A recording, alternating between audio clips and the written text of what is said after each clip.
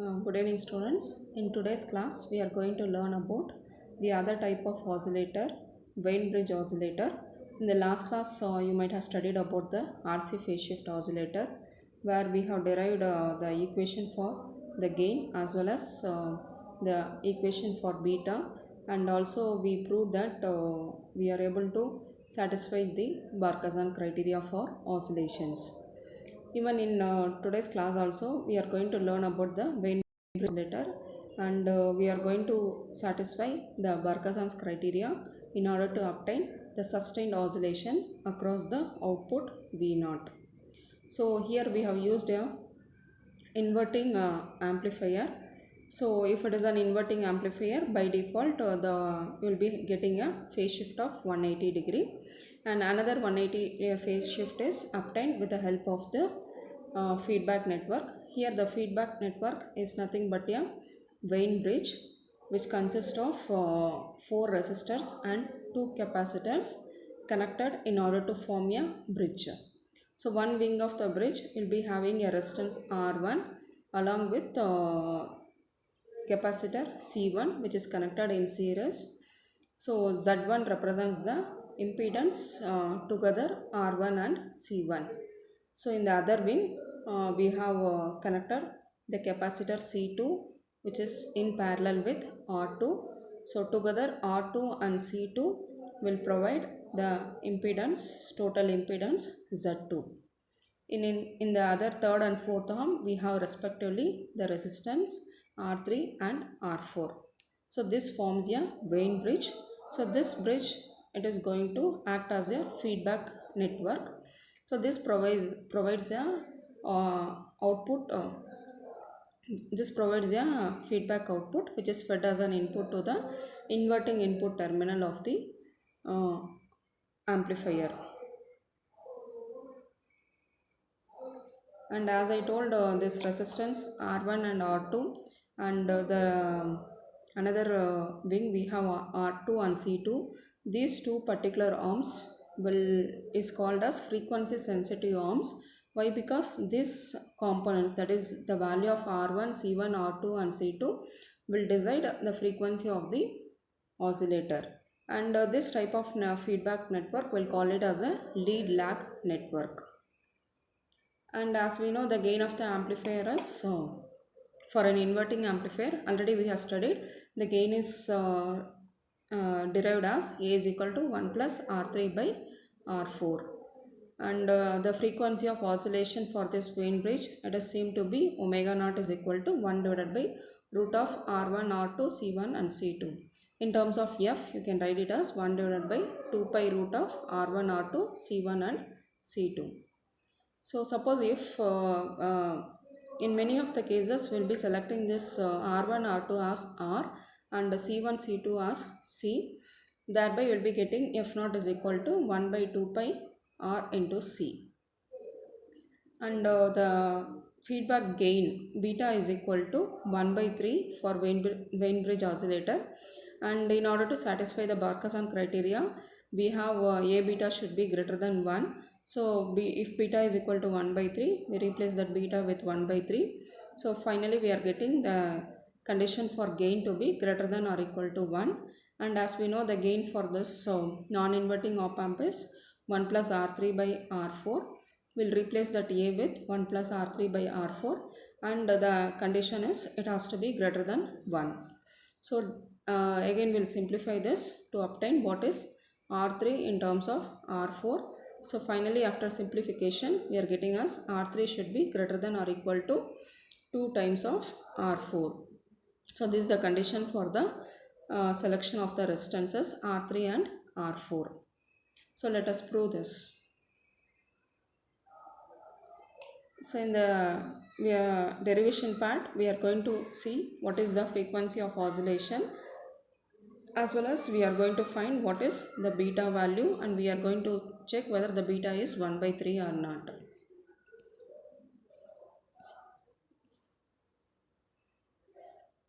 So coming to the derivation, as already told, Z1 can be written as sum of the resistance R1 and the series resistor C1. So Z1 you can write it as R1 plus 1 divided by j omega C1. J omega it is replaced with S. So I can write it as 1 plus S R1 C1 divided by S C1. And the other impedance which is in the other arm Z2, which is nothing but parallel combination of the resistance R2 and the capacitor C2. So R2 parallel C2 can be written as the resistance R2 multiplied with 1 divided by SC2 whole divided by R2 plus 1 divided by SC2. Again simplifying this, we are getting Z2 as R2 by 1 plus S R2 C2.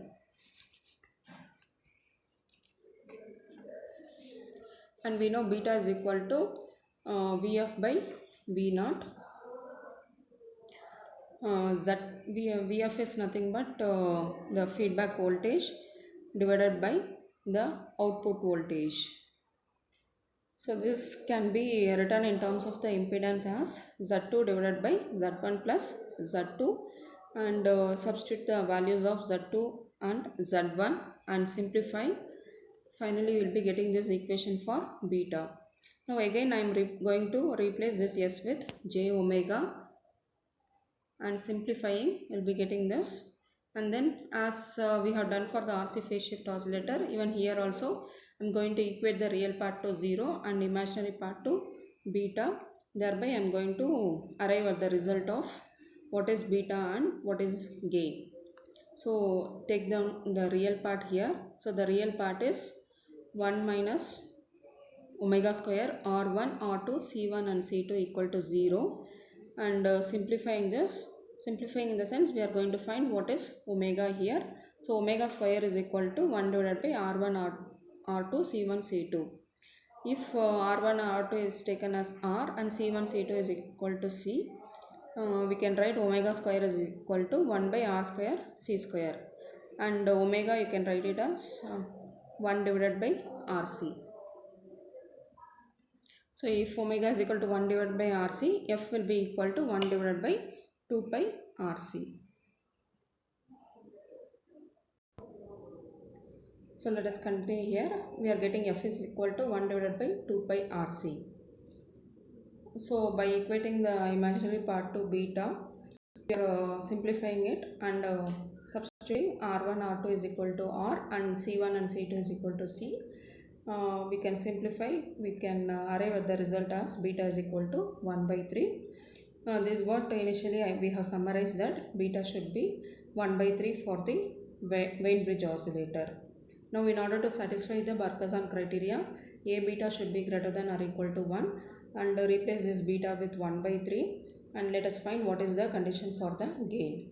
So we are obtaining the condition for gain as A should be greater than or equal to 3, or at least A has to be equal to 3 to get sustained oscillations.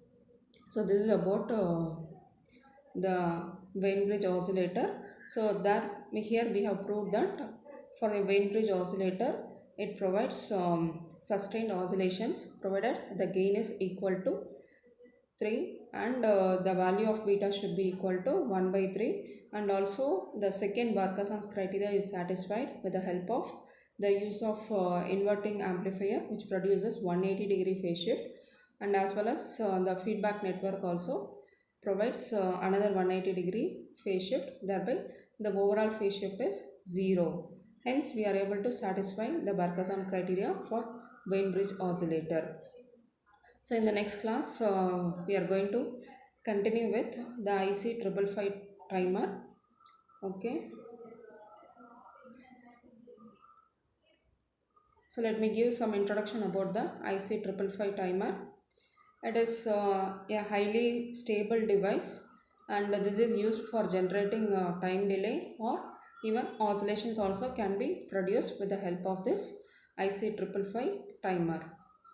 And this timer, if you see, it is available in the form of a integrated circuit, and it is available in two style. One is 8-pin circular style, the other one is 8-pin mini dual in package. So these are the two different styles available in the market for the IC555 timer. And below this I have shown the IC pin diagram of the 555 timer. You can observe there is a dip above the IC. This shows that the IC has to be placed such that the left, it starts with number 1, 2, 3, 4, again it continues back 5, 6, 7 and 8. So there are 8 pins in this IC 555 timer, and the corresponding pins are 1 stands for ground, 2 trigger, and third will be getting the output, 4 is the reset pin, and 8 is the VCC supply voltage, and 7 discharge, and 8 is the threshold, and 5 the control voltage.